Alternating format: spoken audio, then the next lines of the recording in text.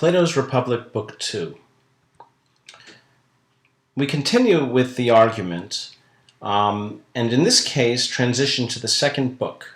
So toward the end of the first book, we see a bit more back and forth between Thrasymachus and Socrates after Socrates' rebuttal of his argument.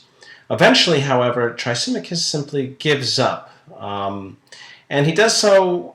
One of the reasons usually given is because he's not really a philosopher, and so he's not really concerned with debating and knowing the truth. He just thinks he's right, regardless of the truth, and in fact, he's going to just enforce his ideas that really the powerful person is the just person, and they simply seek their own benefit, and that's it, and he can enforce it.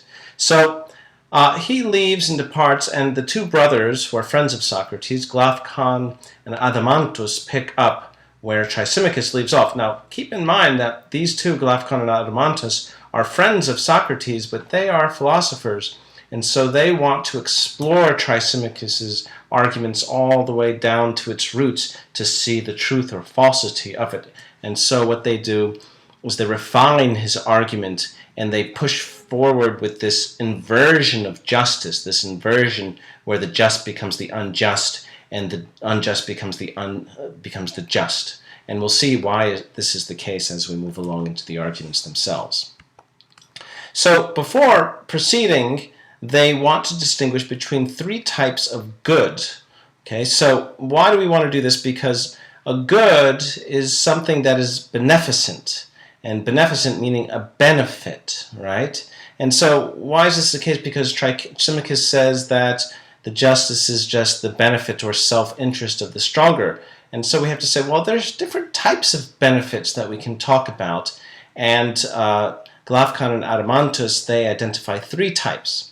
And the first is a good that is sought for its own sake and for its benefits. Okay? And so what's an example? Knowledge and sight and health. So not only do we seek knowledge to know, like a theoretical science, but we can also seek knowledge for the benefits of it as a means to an end. For example, like in medicine, right? So we'd seek to know how to heal, and the knowledge is good, right? But also the benefits that come from the knowledge, and so that's the first type.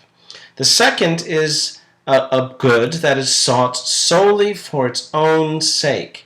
And here, you could see something like joy or love, and it's a little contentious here, but this is kind of the classical view. But happiness, we seek happiness just for the sake of happiness, just to be happy. Why do you want to be happy? Well, that's a silly question. I want to be happy just to be happy. Everyone wants to be happy, right? So that's the kind of second good. The third type of good is that which is sought only for the benefit it brings. So I think diet and exercise. Diet is a good example. No one really likes to diet just to diet. You could say, why are you on a diet? And you could say, I love dieting. Right, no, you love losing weight and being healthy, so that's why you're dieting. And for certain, nobody seeks out medical, at least most sane individuals, those who are in their right mind, don't seek out medical treatment unless they have some illness that they can recognize. Right, and so, for example, you don't seek to have your eye removed unless there's something necessary for it. So the benefit is that the eye is removed because it's going to cause greater dishealth, but you don't do it for the good of having the eye removed. Nobody wants that, right? So three types of benefits. Okay, so these will all be relevant when we talk about the nature of justice as we move on. So from this distinction, we can now identify the view of Socrates and the view of Thrasymachus, which will be now espoused through the mouths of Glaucon and Adeimantus. Socrates says justice is the first kind of good, so it's something that is sought for its own sake and for its benefits. We practice justice because we feel in our conscience that it's right to do so. So that's for its own sake, and because we get good things from it. So that's where the benefits come. We get respect, we get honors, we get even a good life from being just, because it eventually leads us down good paths. So for itself and for its benefits. Glaucon and Adeimantus, and here's the inversion. They say, no. From Thrasymachus' point of view, injustice is the first kind of good. So that means we practice injustice because we seek, why? Our own self-interest, and also seeking our self-interest gives us benefits. And then he says, on the other hand, if we look at Thrasymachus' view, justice would be the third kind of view. In other words, we don't seek to be just because we think it's right. We seek to be just only because we want some benefits. And this is where that great inversion of justice comes out. So we practice it for its benefits and also when it seems beneficial for us. And we practice injustice always for its own sake. Why? For ourselves, for our own self-interest, and for the things that we can get from doing injustice, right? Because if I steal, I can get cool things. So then they provide three arguments in support of their view.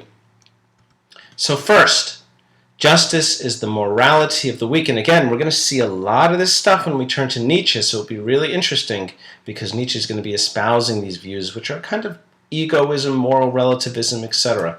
So first of all, no one likes to suffer injustice. Notice that this is an assumption. I'm not going to approve it, but I think everyone can agree that this is a case. The weak cannot prevent the injustice of the strong. Okay, this is another assumption, that the stronger can, and if the strong and the weak oppose each other, the weak will fall. Okay, that's sort of the definition, weak and strong. That follows from that. They therefore, the weak, that is, enact laws to protect themselves against the strong. Where did we see this before? In the Crito dialogue. This is social contract theory. These laws that they enact, the weak, now look at that. The weak enact laws. They create laws to prevent the strong from doing harm from them. They call these laws just. And then they call the powerful who do these unjust things unjust. Why? Because they're breaking their laws that protect them against the powerful. Now, obviously, the powerful person or man would never agree to such laws. Okay, so the powerful says, I don't agree to this. I'm strong and I can oppose you and get what I want. So your laws are not just. You just call them just because you're weak.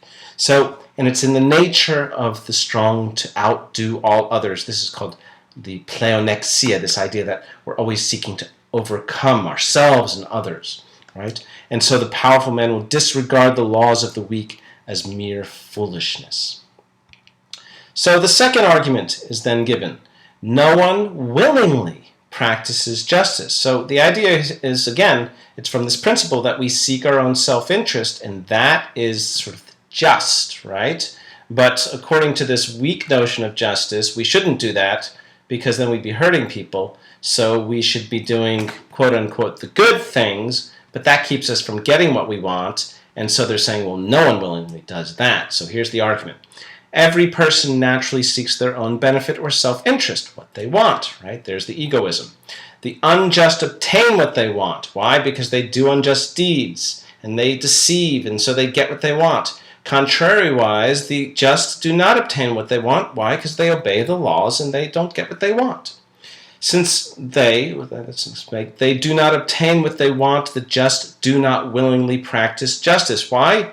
Because, well, the just want the things that they want, but they don't pursue them because they're too weak, right? And so they don't get what they want in the end, and so it's the unjust who gets what they want, and so no one willingly practices justice because everyone wants to get what they want, but the just don't, right? That's the idea. So this is when they bring in the very famous tale of the Ring of Gyges, and we have Gollum here as our Gyges example. So the tale, or Ring of Gyges, is about a shepherd who finds an invisibility ring, and I'll let you read about that when you read the Republic. Long story short, Gyges does a bunch of unjust deeds and gets away with it. And so Glavkhan uses this as a parallel example to bring in the concept of a just person. So you can imagine this for yourself. You find an invisibility ring, no one can see what you do, and you could steal and you can do all terrible things and everything that you quote-unquote wanted, right? And you would get away with it, and you can sort of add this sort of addendum to it that maybe even God can't see you. Would you remain just? That's the question. And he says, no one would remain just. He says, why? Because the fear of punishment would be removed. So remember, why? Because we only do just things, well, first of all, to avoid punishment and to avoid looking bad. And we're going to see that's even developed even further. Whereas we want to do unjust things because the unjust is just getting what we want, basically. Okay, so you got to think about this and ask yourself, what do you think about this argument? If you remove all the benefits of being just, right, the praise that you get, adhering to the laws, and you're given this power to do whatever you want and get away with it, well, would you abuse that power? Okay, you can ask yourself that, and then you can ask that of others, and you probably find different answers, right?